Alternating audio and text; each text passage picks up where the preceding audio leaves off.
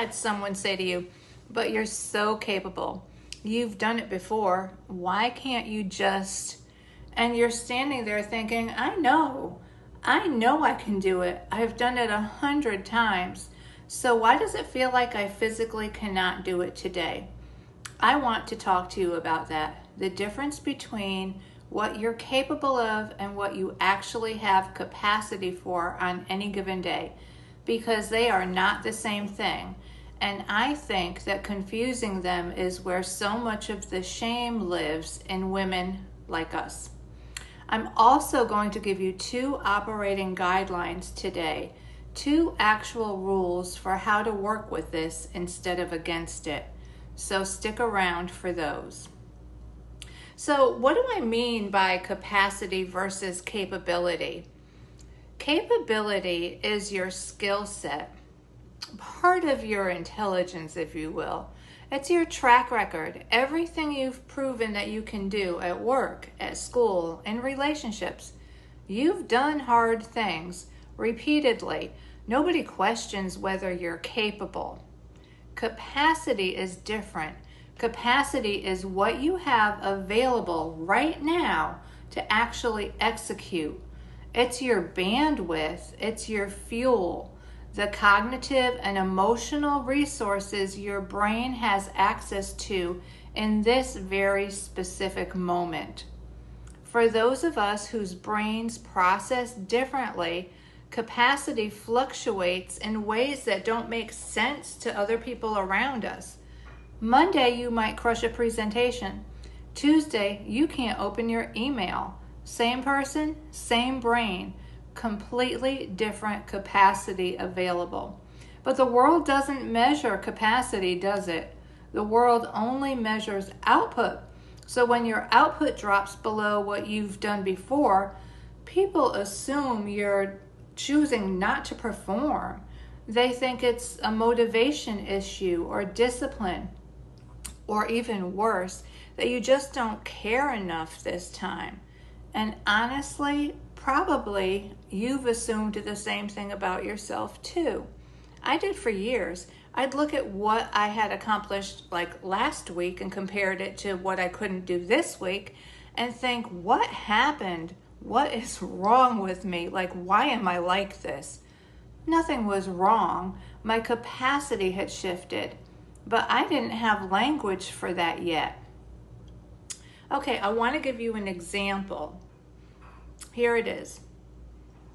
This is what it's going to look like. You have something you need to do.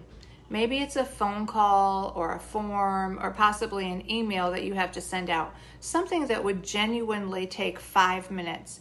You know it takes 5 minutes. You've done harder things before breakfast this morning, and yet you sit there, you think about it, you pick up your phone, you may even scroll, you may open an app, you may put your phone down, pick it up again, and now it's just at the point where you'll just tell yourself, well, I'll just do this after lunch. After lunch comes and goes. Matter of fact, after lunch has come and go 3 times. It's 3 days later, and this 5-minute thing is taking up more mental space than a whole project at work does. The whole time there's a voice running. Just do it. It's not that hard. Everyone else manages this. What is your problem? That voice is measuring you against your capability, and your capability says, yes, obviously you can make a phone call. You've made thousands of phone calls, but your capacity for initiation, the specific cognitive resource required to start something, is depleted right now. It has nothing to do with the difficulty of the task. It has nothing to do with how much you care. Your brain doesn't have that particular fuel available today. When you don't know that's what's happening, you turn it into a character judgment. So you start using words against yourself like lazy or avoidant or irresponsible, or the word that I hate the most, broken. When you do know that's what's happening, you have options. You can change the conditions. You can, let's say, body double, get on the phone with a friend and do it while they're there. You can pair it with movement. You can wait for a window when initiation comes back online and batch everything into that window. That's what I usually do. You stop fighting yourself. You start working with how you're actually built. Here's another example. It's kind of like the crash after the streak. And I think a lot of you will recognize this. You have a stretch, maybe it's 2, maybe it's 3 days, where you are on, you're productive, you're organized, you're showing up, like getting your exercise done. You might even cook dinner that night. You're answering emails on time. And you think, finally, I'm here. I've figured it out. This is what I'm supposed to be doing.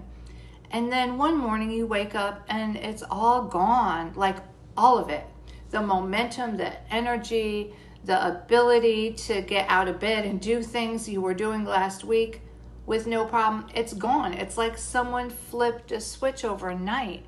And the crash feels worse than if you'd never had a good stretch at all, because now you have proof that you can do it, which makes not doing it feel like a choice, like you're self-sabotaging, like you got lazy. People around you notice too. Your partner might say something like, "You were doing so good, what happened?" Your boss notices your drop off. You notice it most of all. What actually happened is that you were operating above your sustainable capacity for those 2 or 3 days. You were drawing from reserves, and reserves run out. That's not a failure, that's physics. You can't run a system above its sustainable output indefinitely without a crash. This is something I saw over and over again in the 30 years I spent assessing and working with neurodivergent individuals. The pattern of sprint and crash, and every time the woman blamed herself for the crash instead of recognizing that the sprint was unsustainable to begin with. So, I want to introduce an operating guideline. Know your sustainable versus your maximum. Okay? So, this brings me to the first one. Your maximum output is not your standard. Your sustainable output is your standard.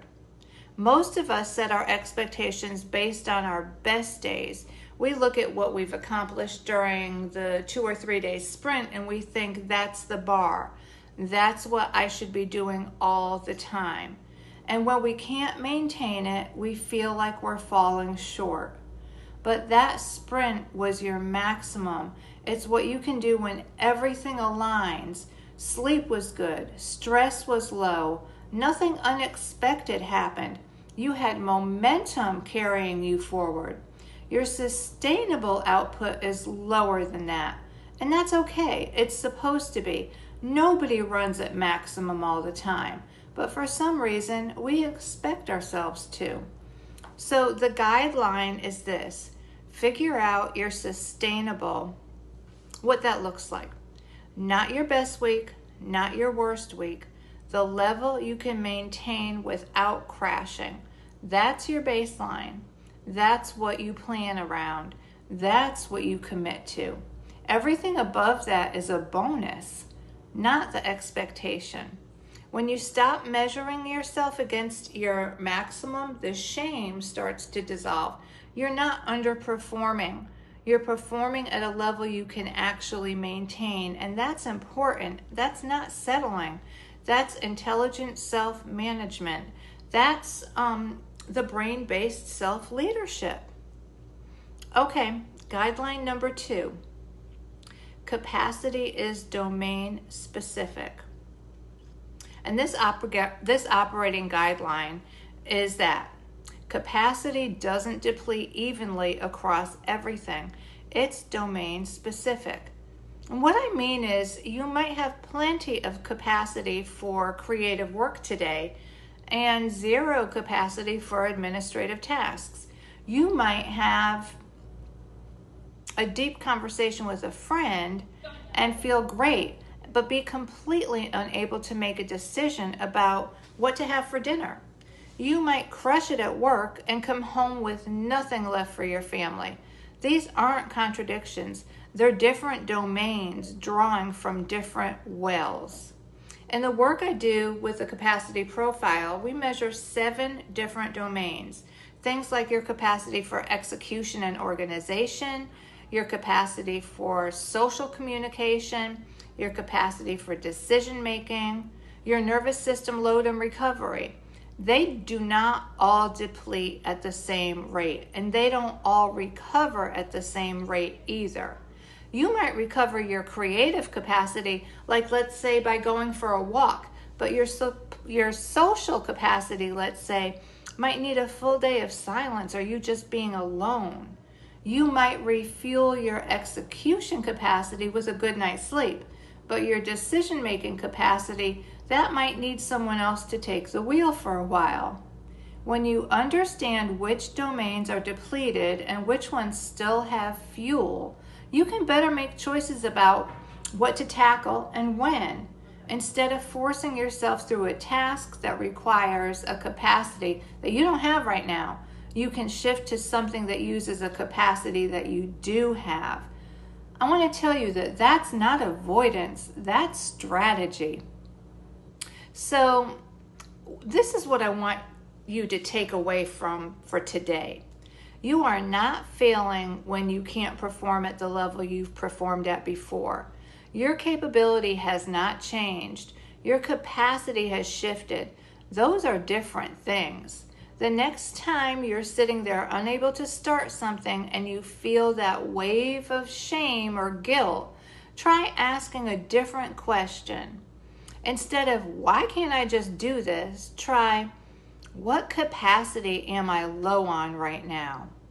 Name it. Don't judge it. Just name it. And remember the 2 guidelines. Your sustainable output is your standard, not your maximum. And capacity is domain specific. Being depleted in one area doesn't mean that you're depleted in all of them. If you want to understand your specific capacity patterns, which domains are strong, which are depleted, and what your personal operating guidelines look like, I have a free capacity check. It takes about 2 minutes. I'll put the link in the description below. It's not going to give you everything, but it will give you a starting point and show you where to look.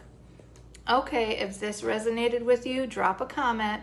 Tell me which example hit closer to home, the task you can't start or the crash after the streak. I'd love to know. I'll see you next week.